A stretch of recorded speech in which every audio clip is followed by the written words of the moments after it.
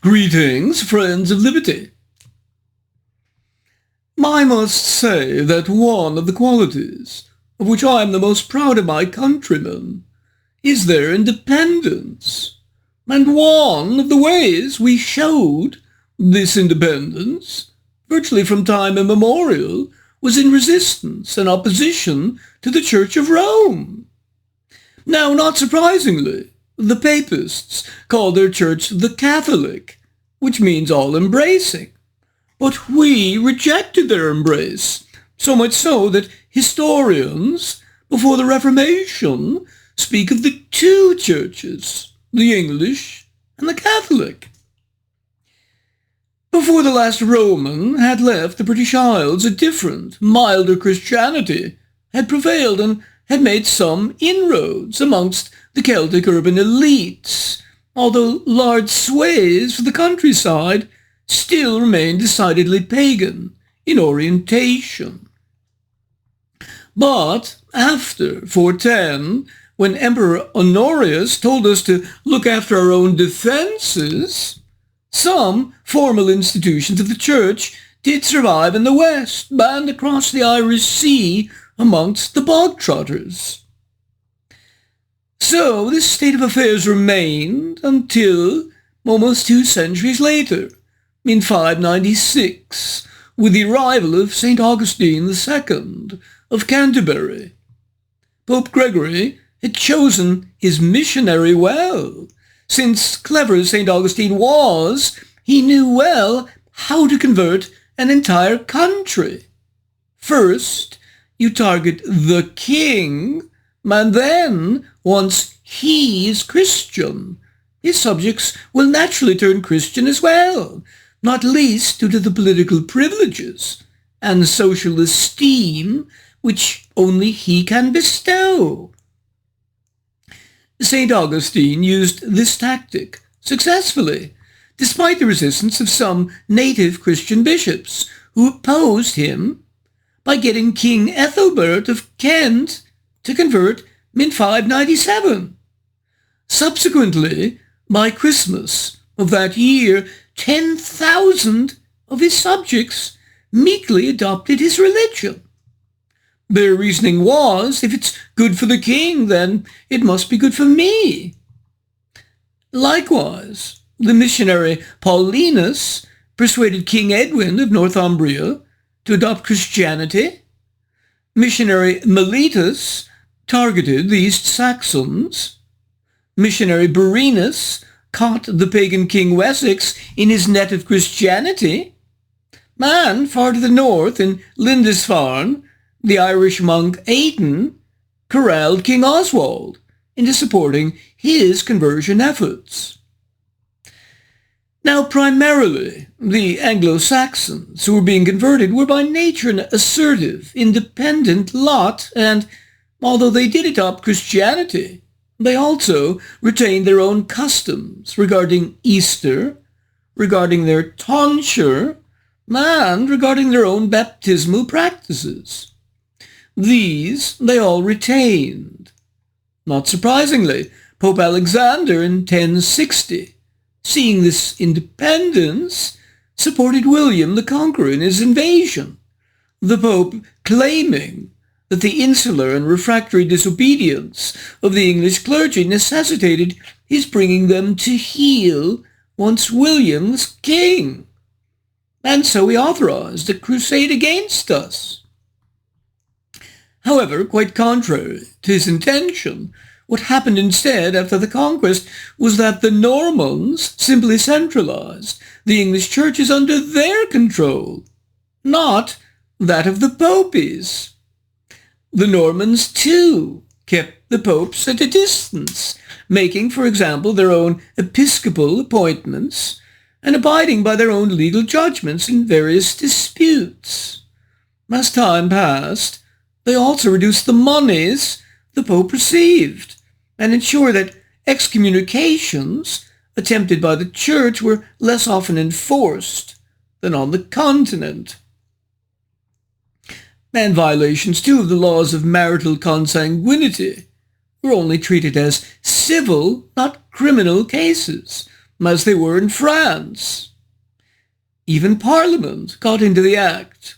By 1351, it passed the Statute of Provisors, which limited papal ability to make appointments, and 2 years later, in 1353, the Statute of Praemunire, which further limited papal control. And certainly not to be forgotten, in the 14th century, John Wycliffe and the Lollards attacked clerical abuses and affirmed the sovereignty of the biblical text and not church dogma in settling doctrinal disputes and understanding Christ's message. This meant that we English almost began the Reformation a century before that monk from Wittenberg.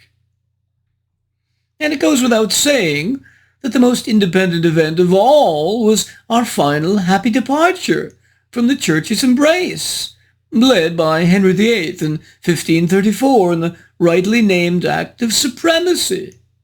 Yes, in England, the day of reckoning for the Church came 250-plus years earlier than in France, where only in 1790, with the law, the Civil Constitution of the Clergy, 3 years ago, did the French state start to control religious appointments. Now, if we turn to the nature of the enormous monopoly power that the Church of Rome exercised for so long over England and Europe, and even exercises in the present day throughout the world, the Catholic Church encompassing 1.4 billion adherents, we have on the menu today sacred trust, the medieval church as an economic firm, by a quintuple of free market economists, Ekelund, Herbert, Tollison, Anderson, and Davidson.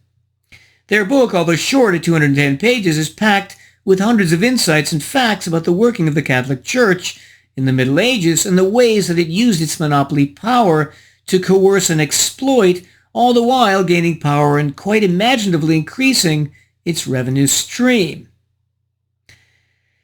The authors begin by briefly mentioning various methodological approaches and by stating their own, noting that the concept of self-interest, directly imported from Adam Smith, is profitably to be used here in explaining the behaviors and actions of churchmen, just as self-interest explains the behavior of Homo economicus. We choose to advance the self-interest approach over the public interest approach because we believe the former stands in closer accord with the historical record and wields more potential explanatory power.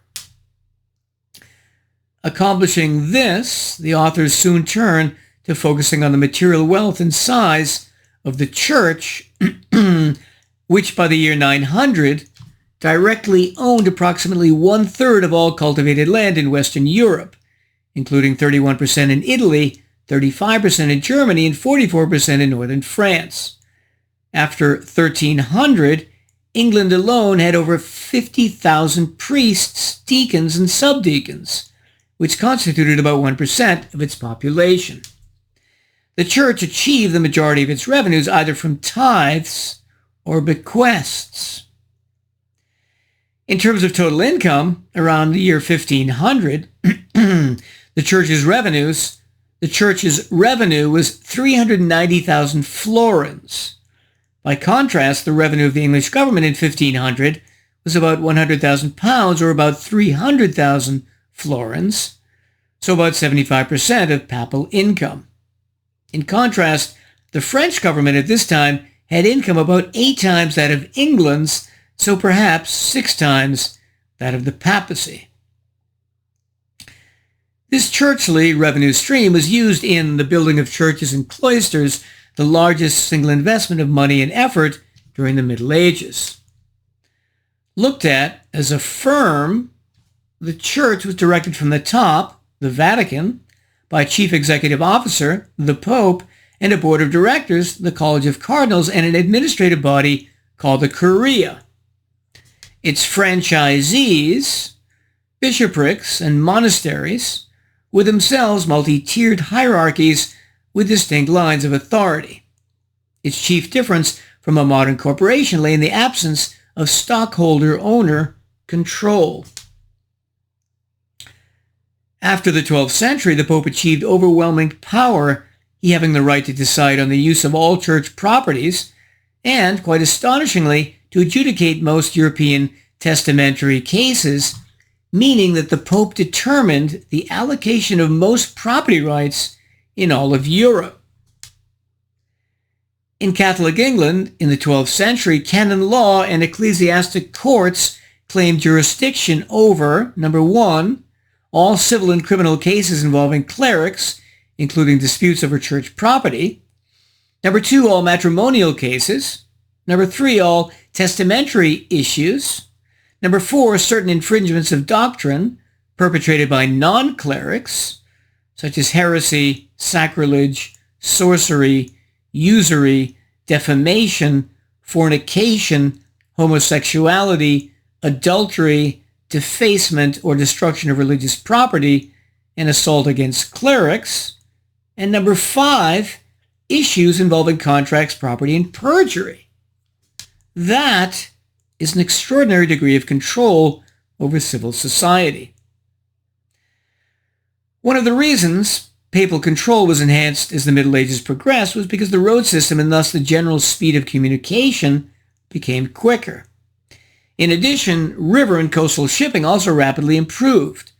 Consequently, the cost of controlling a unified hierarchical church from a central location dropped substantially. In addition, the popes were now, upon ascending to the papacy, given an official lifetime tenure, so they had a longer period to maintain their personal influence as long as they weren't removed or assassinated by rival claimants.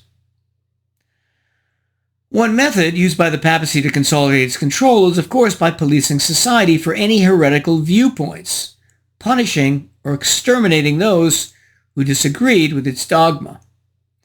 If charged with heresy and successful in its prosecution, the personal wealth of a dissenting member or a heathen challenger was subject to confiscation by the church.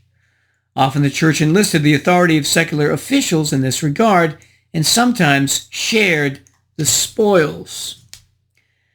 This was an efficient way to maintain control since A, the competition of competing religious views and beliefs were destroyed, and B, it was often self-funding since you could use the wealth you stole from the heretic to finance finding and destroying the next one. When clerics, heretics, or others were caught and convicted of heresy, for heresy, excommunication was a devastating punishment. Some excommunicates were legally restricted in their ability to enter into contracts, and others could actually be murdered with impunity. Those who owed money to an excommunicated creditor could ignore such debts with impunity. In effect, excommunication placed its victims beyond the protection of the courts. Enslavement, too, was common. Thus, Bosnian peasants were persecuted, captured, and sold in droves into slavery by native Catholic nobles and foreign traders. Dubrovnik developed into a slave market, and young women and children were particularly sought after. As the church became more powerful, however, and the monies that it collected much greater, bureaucratic corruption became a problem.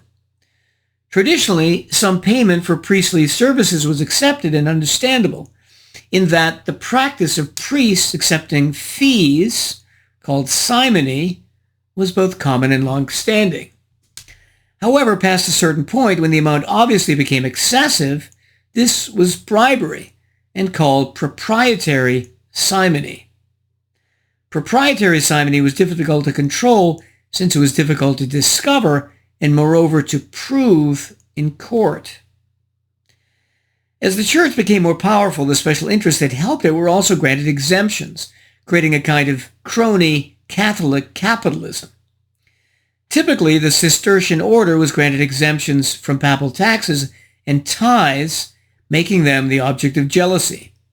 Their tax exemption, for example, accelerated the Cistercians' move into sheep farming by making grazing more profitable in the lands of marginal agricultural value.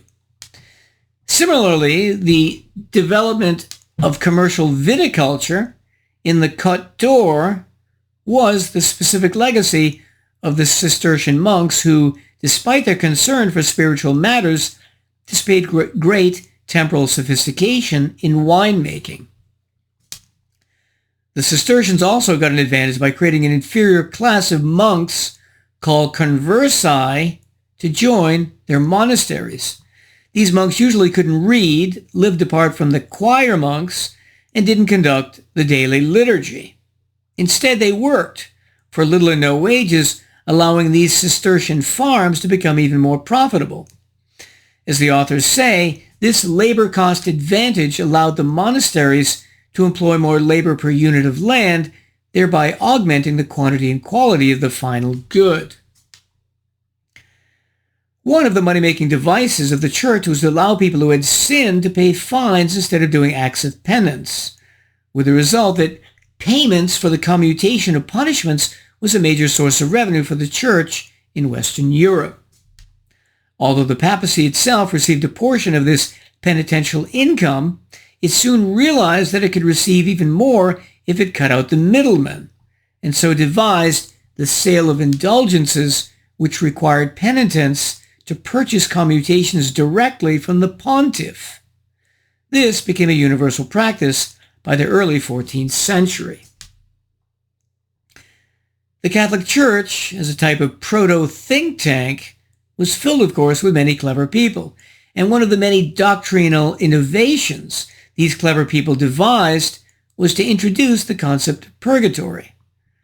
Purgatory was a way station on the road to heaven, albeit a very painful one in which allegedly a type of cleansing fire that caused intense suffering purified the sinner until he was finally relieved of his suffering on Judgment Day. Of course, most parishioners, being scared witless by the idea of flames torturing their relatives for century upon century, were quickly parted from any disposable income. The concept of purgatory, as well as confession and indulgences, were entirely invented and not found in Scripture. Another sharp practice was to meddle with lenient secular marriage law and to change how close relatives could be to receive an approved Roman Catholic marriage. Second cousins? Third cousins? By making the laws on consanguinity extra strict, at times no closer than sixth cousins, the church could reap handsome dividends by then allowing partners closer than sixth cousin to marry for a fee, a very profitable prudery. The hypocrisy of the church, evident in so many ways, could hardly have been more amply illustrated by its stance on the taking of interest called usury. Not surprisingly, church officials routinely looked the other way for favored transgressors, in other words, the Medici, but continued to condemn manifest public usurers such as the Jewish moneylenders. Similarly, during the Crusades, the church had no problem allowing both itself and religious orders, like the Knights Templar, to charge crusaders very usurious rates of interest. However, the big bankers with international connections were left undisturbed. Far from being censured, they were called the peculiarly beloved sons of the church. In all these cases, a very convenient inconsistency prevailed. The authors discuss at length the many aggressive military actions engaged in to increase church territory and wealth. While some of these were engaged in to prevent the harassment of pilgrims by Muslims along the routes to and from the Holy Land, others were motivated by the hostility of Eastern Orthodox Christianity and Islamic regimes to Catholic proselytizing. And others were simply crusades to expand Christian territory in the Near East, against Moorish Spain, against the Baltic pagans, and against heretics in Greece, Germany, and southern France. Expanding its dominion through violence became the remit of the church, and thus excusing all immoral actions and ignoring the Ten Commandments became commonplace. Already in 878, Pope John VIII, enlisted soldiers in the cause of the church by promising them a heavenly reward.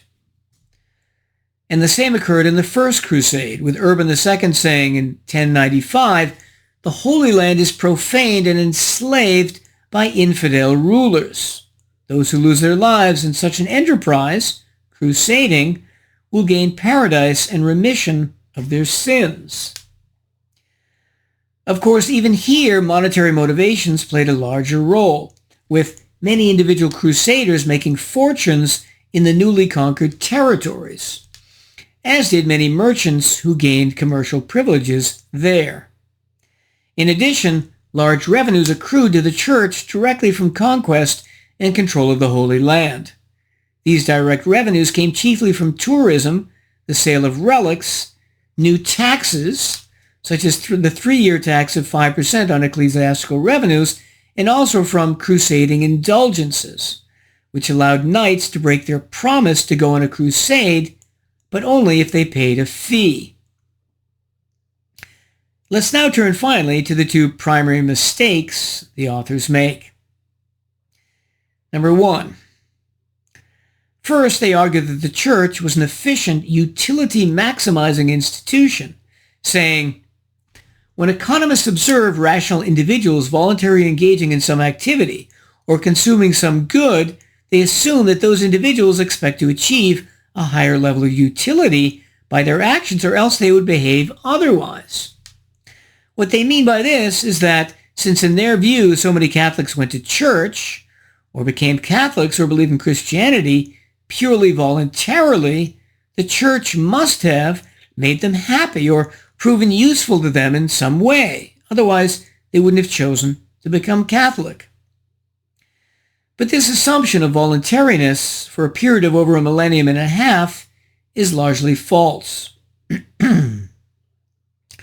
What the authors ignore is that if an institution such as the Catholic Church was largely founded on coercion from the very beginning, from the Roman Empire on, by emperors politically privileging Christians over others, in allowing, among many other types of persecutions, pagan temples, for example, to be destroyed, and similarly, Anglo-Saxon kings privileging in the same coercive way their Christian nobles over others, so that once the missionaries got the kings to believe, the whole population fell in line to get privileges from the state given out by that king. That process was significantly involuntary, as was tithing, tax exemption from monastic orders, crusades, death for heretics, the persecution of scientists, all and many more practices described throughout this book. Thus, their assumption of voluntariness needs at the very least to be significantly qualified and questioned by asking, for example, how many left the church when they finally had the chance during the Reformation, and what was stopping them from leaving before? The threat of violence, interfering with their voluntary behavior. Secondly, the authors want to say that the church was fairly compatible with capitalism, arguing, number 1, official church doctrine in the Middle Ages was not antagonistic to industry and trade. Number 2, that poverty and rejection of worldly goods was not advocated for the clergy at large. Number 3, that since the church owned so much land, it apparently had a natural incentive to promote prosperity. And 4, that we cannot conclude that because the medieval church was a monopolist, it therefore was more likely to pursue an anti-capitalist policy agenda. But the reality instead was that Catholic countries were less effective than Protestant countries in creating civilizational and economic prosperity for at least 3 specific reasons. First, Protestant countries were more individualistic, leading to a greater acceptance of self-interest, of personal responsibility, and greater personal independence. The whole point of Protestant theology was for individuals to decide for themselves what the Bible meant, and not to conform to social pressure or church authority, to be as sincere as possible. And in order to understand the Bible yourself, you had to learn to read. That made Protestant countries more literate, facilitating the achievement of a vast array of human capital. Catholics, on the other hand, were more communitarian or collectivist, just like the Church today believes in social justice and supports coercive political unions. Many papal encyclicals are antithetical to capitalism. Leo XIII's Rerum Novarum, 1891, Pius XI's Quadragesimo Anno, 1931, and Pope Francis's Fratelli Tutti, 2020. So the chances were that Adam Smith was going to be a Protestant. The greater individualism in Protestant countries also meant that the political achievement of democracy and universal suffrage came earlier. England first, France afterwards. Sweden first, Portugal afterwards. Germany first, Italy afterwards, and the Netherlands first, Austria afterwards. Number two, most crucially, property rights were more protected in Protestant countries, which made them more capitalistic, since A, charging interest on loans was less regulated, B, marriage was less regulated and common law marriage more accepted, C, tax exemptions for churches were eliminated, D, during the Reformation, the extensive holdings of church properties were sometimes confiscated and distributed to private parties who made better, more efficient use of them. E, the church had more control, longer, over the will of the average Catholic than the average Protestant, this control coming from canon law. And F, the greater separation of church and state meant Protestant legal systems protected property rights in general more. Finally, number three, science. Science was able to flourish more in Protestant than Catholic countries, allowing more economic productivity because A, scientists didn't fear having their heads chopped off or their bodies burnt to a crisp by the Inquisition or their books banned and put on the index of forbidden books. B, the greater protection of property rights meant that scientists had more freedom to do what they wanted and meant they lived in richer countries which could fund their science more easily. C, for some reason, Protestant cities were more conducive to scientific accomplishment than Catholic. And D, Protestant countries like the Netherlands and its capital Amsterdam were legendary for their general toleration and intellectual and scientific freedom. Thus, whatever the reason, when we look at the performance of Catholic versus Protestant ethnic groups around the world, the Protestant are more productive, by my rough calculation, on average by 3 times or more. So, for example, if we tabulate the number of German Nobel Prizes won from 1901 to 1939 by Protestant Germans versus Catholic Germans, the Prots per capita get almost 4 times as many as the Catholics. And so I finally conclude, trusting that you found some value in this brief review of sacred trust. Happy for my part, as independent as I am, to live in a country which prides itself as a maritime democracy on its extreme independence. I bid you well and remain the Scarlet Pimpernel.